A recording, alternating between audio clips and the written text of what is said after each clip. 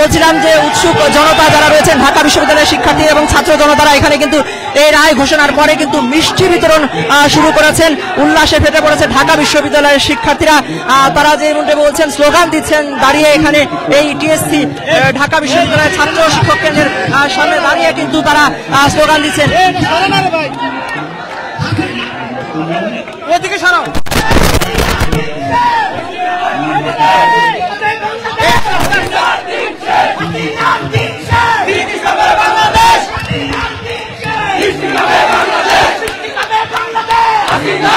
দর্শক আমরা যেমনটি দেখছি এখানে শিক্ষার্থীরা একে অপরকে মিষ্টি মুখ করাচ্ছেন এই রায় ঘোষণার পরে কিন্তু তারা